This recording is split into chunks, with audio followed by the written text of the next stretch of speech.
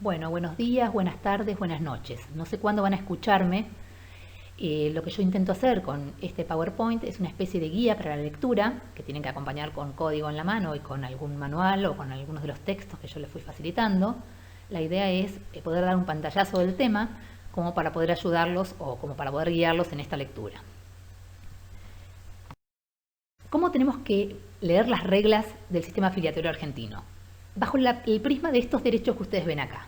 ¿Qué es lo que protege el derecho cuando regula afiliación? ¿Qué es lo que le interesa al derecho al regular la afiliación? Le interesa que se respeten estos principios constitucionales convencionales. ¿Cuáles son?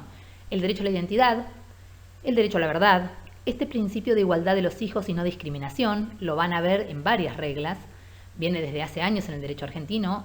Un hijo nacido dentro de un matrimonio, por ejemplo, o fuera de un matrimonio, tiene exactamente los mismos derechos. ¿Por qué esto? Porque el derecho que campea por sobre toda la legislación es este interés superior del niño, que ustedes han visto en todas las reglas de derecho de las familias. Y esto de derecho de las familias y no de la familia, que ustedes ya vieron desde el principio de esta cursada, tiene que ver con estos dos últimos derechos que están nombrados, o principios que están nombrados acá en esta diapo. Este derecho a formar una familia, porque yo puedo formar la familia que yo quiera, porque el derecho hoy no tutela un único modelo familiar, no es como antes que el derecho tutelaba solamente la familia matrimonial. Hoy se tutelan y se regulan en el derecho distintas formas familiares, y cualquiera de estas formas familiares tiene derecho a formar una familia disfrutando o gozando de estos beneficios del progreso científico. Es decir, si somos dos mujeres quienes formamos una familia, vamos a tener que recurrir a las técnicas de reproducción humana asistida para poder tener un hijo con material genético de alguna de nosotras, por ejemplo. Entonces estos derechos tienen que leerse de manera integral para entender cómo es que funciona el sistema y cómo es que yo tengo que leer las reglas cuando tengo alguna duda acerca de cómo interpretarla, por ejemplo. Dicho esto, esta pequeña y gran introducción, nos introducimos directamente en la filiación. ¿Qué es la filiación? Es el vínculo jurídico, dice acá arriba la diapo, que une al hijo con sus progenitores. Pero ¿cómo es que nace este vínculo jurídico? Puede nacer de tres maneras diferentes. Hay tres fuentes filiares en el derecho argentino: la filiación por naturaleza, la filiación por adopción y la filiación por técnicas de reproducción humana asistida, que ustedes ven ahí en la abreviatura. Les decimos TRA. TRA, técnicas de reproducción humana asistida, de manera completa. Pero nos podemos referir a ellas, o lo pueden encontrar incluso en los textos con esta abreviatura. Es decir, por cualquiera de estas fuentes filiales yo puedo llegar a ser progenitor. ¿Cuáles vamos a estudiar en esta primera semana de filiación? ¿Cuáles están a mi cargo? Filiación por naturaleza y filiación por TRA. Filiación por adopción lo van a ver en una segunda semana, que queda fuera de este primer parcial, que por ahí es lo que a ustedes les interesa. O sea que adopción, filiación por adopción lo van a ver con LIA en la semana siguiente a la toma del parcial. Por ahora entonces vemos filiación por naturaleza y filiación por técnicas de reproducción humana asistida. ¿Qué es lo que vamos a ver del código? O sea, ¿qué reglas nos vamos a referir para abarcar estos dos tipos filiatorios? Estamos dentro del libro segundo, Relaciones de Familia, y dentro de este libro vamos a hablar del título quinto, ¿sí? Del artículo 558 al 593, ustedes tienen la regulación de la filiación por TRA y filiación por naturaleza. El título sexto nos queda fuera, es lo que van a ver luego con LIA.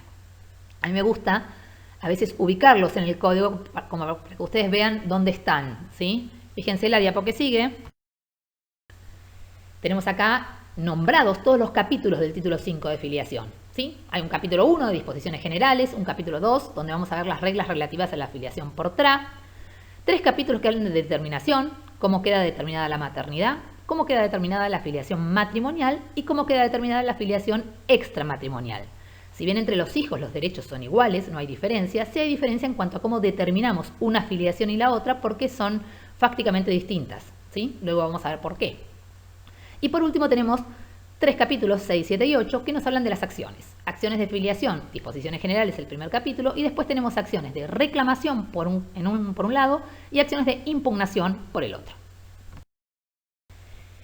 Yo cuando empecé esto dije, hay 3 fuentes filiales. Nosotros vamos a referir a 2 de ellas. En este pequeño cuadrito hay como una especie de comparación entre filiación por naturaleza y filiación por TRA.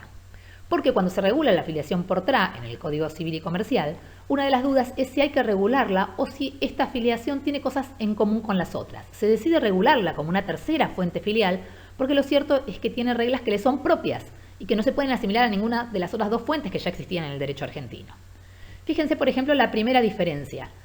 La filiación por naturaleza es una filiación que va asociada directamente al acto sexual, ¿sí? Es inescindible de este. Sin embargo, en las TRA, esto está desvinculado, ¿sí? No es necesario el acto sexual para que se produzca la reproducción, ¿sí? Justamente porque es una reproducción por técnicas y necesitan siempre de la intervención de un médico, por lo menos las reguladas en el Código Civil y Comercial. Otra diferencia que tenemos es que en la filiación por naturaleza es relevante y determinante el dato biológico, lo genético. Esto queda fuera en las técnicas de reproducción humana asistida. Si bien puede haber también vínculo genético, vínculo biológico, solo importa acá, para establecer o para crear el vínculo filiatorio, la voluntad. ¿Sí? Lo que ven ustedes abajo, explicado como voluntad procreacional. Esta es la fuente. ¿Sí?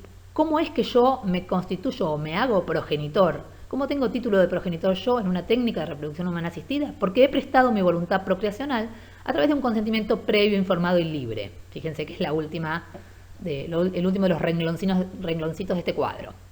En cambio, ¿cómo podemos asignar filiación por naturaleza? Muchas veces va asociada a esta idea genética y muchas veces la ley, o sea, hay determinación de filiación porque la ley impone a través de una presunción legal que esta persona, casada con quien ha tenido el parto, por ejemplo, es quien es el progenitor.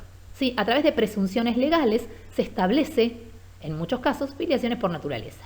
Entonces, fíjense cómo el sistema de uno y otro, si bien pueden compararse, son bien distintos. Estos dos primeros artículos, que son estas disposiciones generales, tenemos este primer artículo 558 que es bastante central en el tema. Nos dice que la filiación puede tener lugar por estos tres modos, estas tres fuentes, por naturaleza, por técnicas o por adopción. Y la primera regla que surge de este artículo 558 es que la filiación, por cualquiera de estas tres fuentes filiales, surte los mismos efectos conforme a las disposiciones del Código. ¿Sí? Fíjense que habla de adopción plena. Después ustedes van a ver la diferencia entre adopción plena y simple. Acá les dice que la filiación por adopción plena, por naturaleza o por técnicas, surte los mismos efectos. Luego ustedes van a ver los efectos distintos entre adopción plena y simple, pero esto es algo que abordarán con Lía en su clase. A su vez hay una segunda regla de este artículo 558 que también está dejando mucho que hablar y que van a poder estudiar ustedes a través de los fallitos de jurisprudencia que yo les subí, que es que ninguna persona puede tener más de 2 vínculos filiales, cualquiera sea la naturaleza de la filiación. Esta regla 2 siempre existió en el derecho argentino, pero nunca estuvo de manera expresa en la ley. Ahora la tenemos expresa en el artículo 558.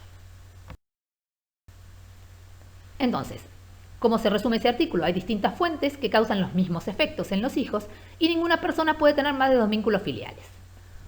Pero ¿qué pasa con este artículo? Algunos dicen que este artículo ya nació viejo. ¿Por qué nació viejo? Porque el artículo 578, mucho después del 558, cuando habla de las consecuencias que tiene la regla del doble vínculo, dice que si se reclama una filiación que importa dejar sin efecto una anteriormente establecida, debe previa o simultáneamente ejercerse la correspondiente acción de filiación. Con lo cual acá entra a jugar, con este artículo 558 sumado al 578, la idea de la pluriparentalidad. Es decir, ¿puede haber 3 progenitores? Y esta es una idea que yo les dejo para que ustedes piensen. Yo les dije dentro de este PowerPoint que yo armo, que a mí la verdad que esto de un monólogo, yo que hablo mucho, si me dejan puedo hablar toda la tarde, la verdad que a mí no me gusta mucho. Me gustaría que ahora ustedes, con el monito ahí, me estuvieran diciendo qué es lo que están pensando. Así que piensan de la triple filiación, qué piensan de esta regla que restringe a 2 vínculos filiales únicamente, los vínculos en Argentina. ¿Cuál sería la consecuencia de que tuviéramos 3 vínculos filiales y no 2? ¿Sí? Estas son las cuestiones que a mí me gusta que ustedes se pregunten cuando van leyendo todo el material que nosotros les subimos. ¿Sí? ¿Qué es lo que ustedes piensan de cómo se reguló esto?